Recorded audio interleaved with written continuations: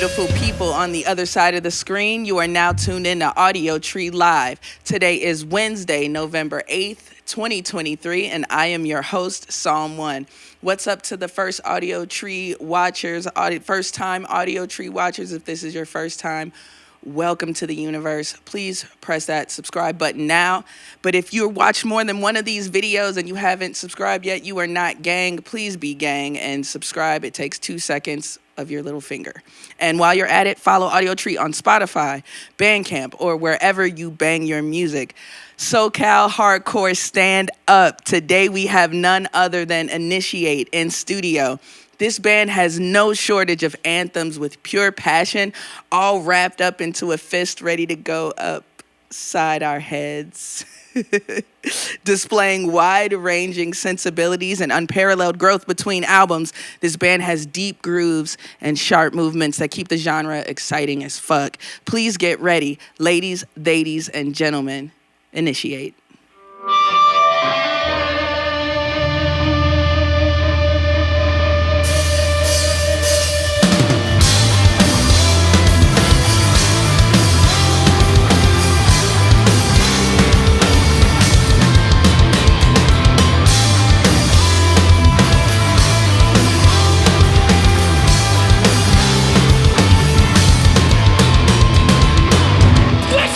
Trying to shake me! My feet are never gonna break.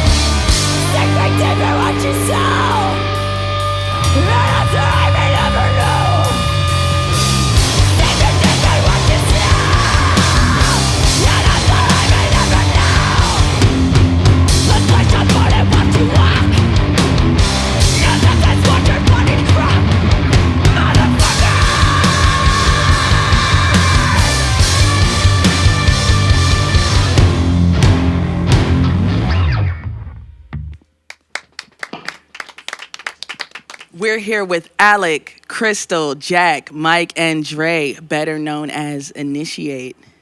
Y'all are waking it up in here today. How y'all feeling? Real good. Good. Good. Okay.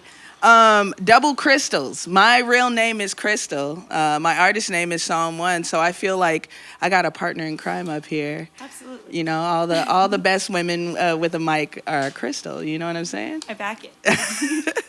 You're about 2/3 way through a tour, correct? Yeah. About What city has surprised y'all and why? Bloomington, I feel like was a surprise. Bloomington was Indiana? a surprise. Yeah. That was a surprise. Chattanooga was sick. Bloomington was just like, we just didn't know anyone knew us in Indiana. Right, gotcha. But we had some stands out there. It was cool. Bloomington, they have a couple different universities out there, a couple different colleges, and those students really like to get down. So I'm glad you said that. Chattanooga, why? The venue was awesome. A lot of young people, which was really, really nice. So under 18? Yeah, give or take. Okay. Yeah. It's just cool seeing new kids getting into music and stuff like that, and just shamelessly going in and just like doing their thing. That's like, I love seeing that. Yeah. Yeah. It's cool. Music discovery, and just seeing people like really like they appreciate the music, and then they approach it with like kind of like an innocence. It's also awesome and cool to see. During line checks, there was a bit of a discussion about hot sauce, and there was a little bit of a discrepancy. Crystal, you said Cholula should sponsor your band. I mean, yeah, absolutely, 100%. Why Cholula? Because there's a lot of different hot sauces out here. Cholula's not the spiciest. No, Is it just that flavor? it just hits. Have you ever had Valentina? I have had Valentina. Here's the thing. Let's go. We've had It's number one. we've had many hot sauces. Mike can attest to this. We have tried a lot. But here's the thing. Cholula comes in the packet. Okay. You could take it on the road. They have different options. I don't know if anyone's ever had like the smoky chipotle Cholula. Is that the one you can take out of Chipotle? That's No. Tabasco. That's I think. Tabasco. Yeah. Yeah. Tabasco. I don't. We don't. I don't steal out of We don't Chipotle. do- No. Yeah. How could you? Yeah, we've never done that. Yeah, never. Jack, what would be your vote for the hot sauce that would sponsor this band? I'm down for Cholula. I don't hate Cholula. I'm open-minded. I think that's what it's called. But I prefer Valentina more than anything. I'm kind of with you on this. It's just a nice thick glass bottle. Can't beat it. I think Cholula is perfect for breakfast. Any breakfast food. Okay. Cholula is the breakfast hot sauce. I can agree with that. I'm a Louisiana girl myself. Maybe I'm a little basic, but you know, Louisiana's good stuff. And as far as like a Mexican hot sauce, I'm with you. I'm with the Valentina. Kind of hurts my tummy a little bit, but That's what makes it good. is that what it is? Tearing up my stomach. Okay, You got it. Take a got little it. and give a little. Where are y'all from? I know you're representing SoCal, but specifically. I live in Van Nuys, Okay. which is in the valley. And I grew up in Riverside, California. I live in Ventura, California, 805. I also live in Ventura, California. So we're the two 805 boys over here. 805 Boys. New band. And I live about 8 hours away in Reno, Nevada. Reno, okay. Beautiful Reno, Nevada. Yeah, it is a beautiful place, depending on, you know, what your POV is. Yeah, of course. Absolutely. Same with Chicago, you know. So who's the glue that brought y'all together? Was it you or was it me? I think it was a little bit both. we were the two, I guess, founding members of the band, Crystal and I. I'd say it probably started with us. Okay. And then made its way around that way. We were friends with Jack, and then Jack was friends with Mike, and yeah, Crystal met Draven on a tour that she did previously, so. You're a hardcore band by many standards, but you can hear different sensibilities, like I said in my intro, in your work. What music really shaped y'all growing up and maybe secretly informs your music? I grew up, my mom was like a child of the 80s and like early 90s, so I was listening to a lot of grunge stuff in the house. I grew up with listening to Pearl Jam 10 constantly and stuff like that. So I also had an older brother who was into like way more extreme stuff in high school, 5-year difference. So kind of stuff like that, I would say. I did not grow up listening to hardcore. That was like banned in my house. So my mom called it satanic music. So I secretly listen to hardcore. But a lot of music that shaped me growing up was like pop music, like Spanish music. Lyrically, what helped shape a lot of my writing is like Motion City Soundtrack. That's like my go-to. Gotcha.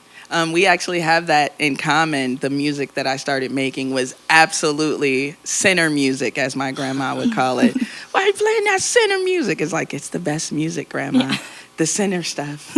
But yeah, have that in common. How about over here? What'd you grow up with? My mom definitely, like, I think I asked her a while ago, I was like, what's your favorite band? You know, because she grew up, like, watching, like, Judas Priest, like, going to see that, and, like, she was like, I think Def Leppard, and that's just, like, the funniest thing. And, like, that, like, Hysteria was always in the car, Pyromania was always in the car, like, Scorpions and stuff like that, just, like, classic rock. So, like, even as I, like, grew older, I would always listen to music that was influenced by that, too, like early 2000s, like, metalcore and stuff like Killswitch Engage was, like, a huge band for me, stuff like that, and that's, like, derives a lot from those guys as well. So just kind of that kind of stuff it's like always been for me, I feel. Yeah, in my house growing up, it was like Christian contemporary, Selena, and then just like oldies, like funk and soul, because my dad used to be in a car club, so he'd like have random mixtapes like around the house. First song I remember ever hearing was probably "You Dropped a Bomb on Me" by the Gap Band.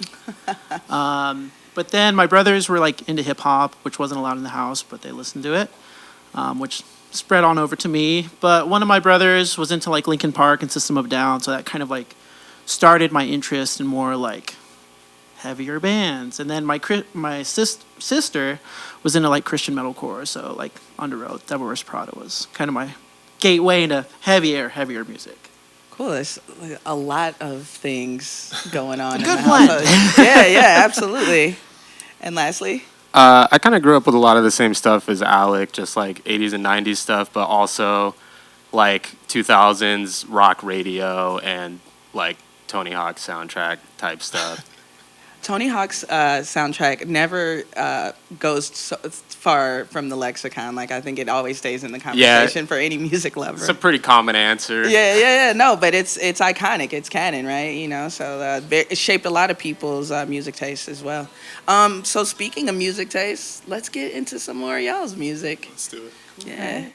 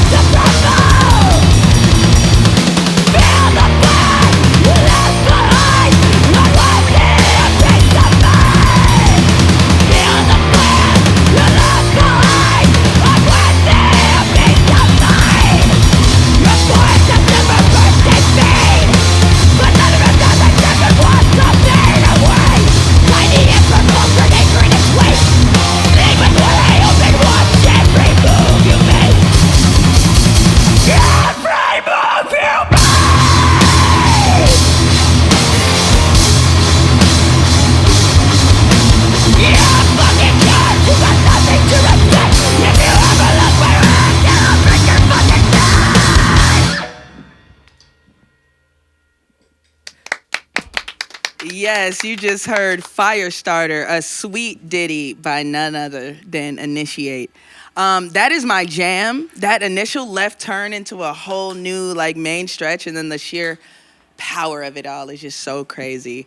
I'm very happy you played that. I was going to be sad if you didn't. How bad do you hate the term female-fronted band? That's a funny one. Well, I do want to recognize that, like, it is a privilege to be identified as a female-fronted band, right? Because there are a lot of bands that are femme-fronted that are not categorized that way. So I do want to make sure that that's, like, recognized. Like, it is from a point of privilege that we are classified as a female-fronted band.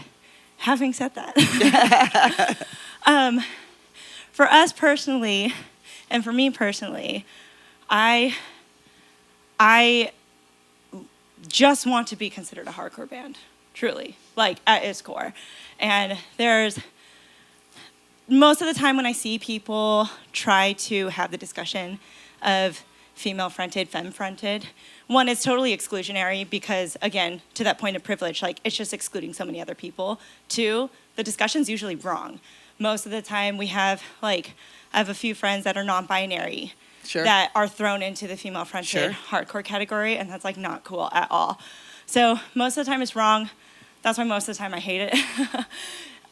When I see the conversation being done correctly, which is just like, hey, like, I'm just looking for bands with femme-fronted people, with queer-fronted people, you know, like, what have you, that conversation rocks. Absolutely. Just the voices that are spotlighted that aren't normally spotlighted. Exactly. Yeah. Yeah, and I think that there is room to have that discussion. Most of the time when I see it, though, that discourse is just, like, totally disrespectful, and it's also usually pitting these bands that sound nothing alike against each other. The countless conversations I see happening where, like, we're being pitted against people that we're friends with. It's just like, come on, guys. Yeah, like oh, you're better than them, or they're better. Yeah. And conversations like that are whack. And, like, and the thing is, it's just, like, if you want to just, like, do bands in general, like, I'm fine with people just, like, having those conversations, whatever. It's such a bummer to see people just, like, pitting bands that, like, we just don't sound alike. Like, we're just not in the same, like... You don't do the same thing. Yeah, and so it's just kind of like, how could you even compare that? The only... Like, you know, the only common factor is the fact that, like, the public views us as female-fronted. Yeah. So it's tricky. It is tricky, and because it's clearly a group effort, you know, and it's crazy because what you just said about the pitting bands against each other, we get that same thing in rap. It's like, oh, it's like a new woman rapper. It's like, you got to hate her. It's like, no, I don't have to hate her. Yeah. You know what I mean? That makes absolutely no sense. We should be embracing each other and celebrating our differences because that's what keeps pushing any genre of music forward.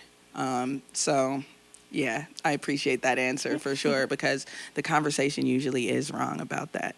I had a question between 2020's EP, like Lavender, and now there was obviously a global pandemic, but there was also the hiatus between projects. And besides that, besides the unprecedented time of the pandemic, how did y'all grow as a band? It was a lot of Alec writing almost everything. He just went in his cave and did his dang thing, you know. But he was also like, when we were contributing, we were just like, sure.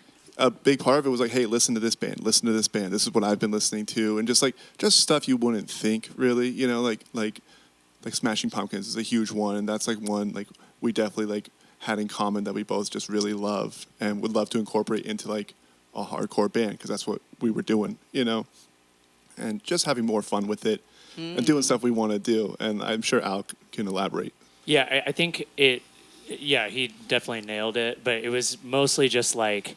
Just not wanting to do the same thing. Yeah.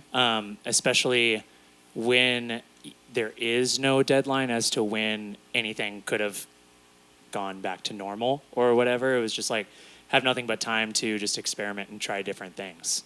And I think specifically this record was really like sort of testing ourselves with everything that we could do. That's why we threw pretty much everything we had at it. So.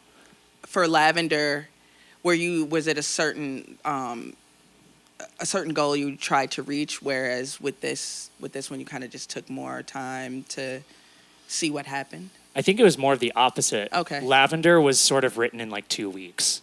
Gotcha. And it sort of just like flowed very it's tight. It's a tight Yeah. record, yeah. Yeah, very naturally. It was very like it just sort of seemed to work.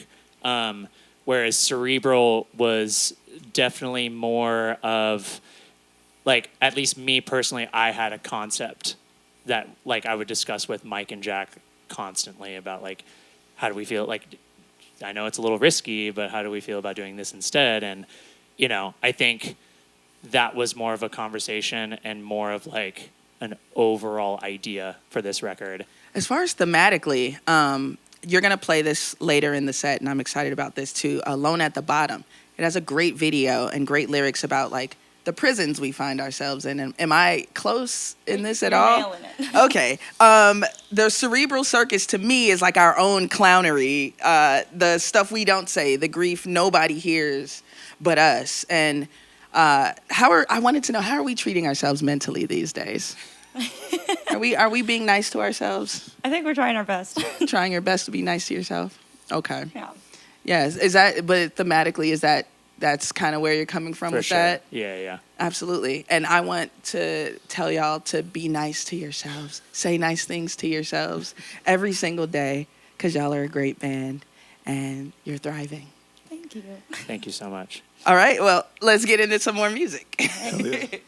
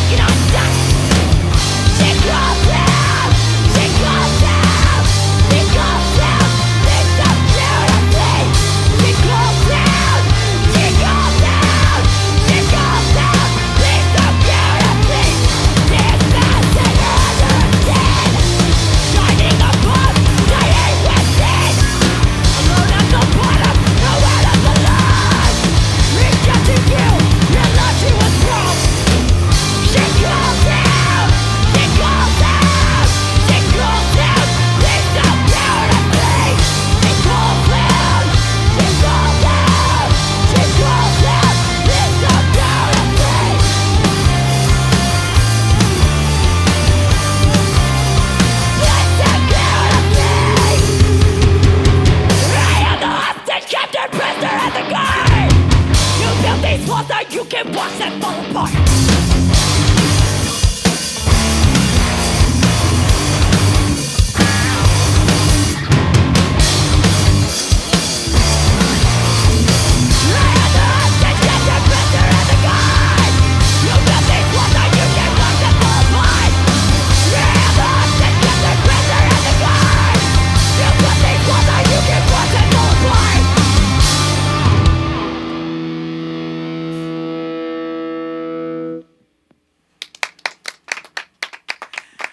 A very big thank you to Initiate for blessing us today. And as always, major love to everyone here at Audiotree spreading the gospel of live music. Initiate is on tour right now, so make sure to grab tickets when they're in your area. Also, get into their latest stellar album, Cerebral Circus, because you love good music and we want you to thrive.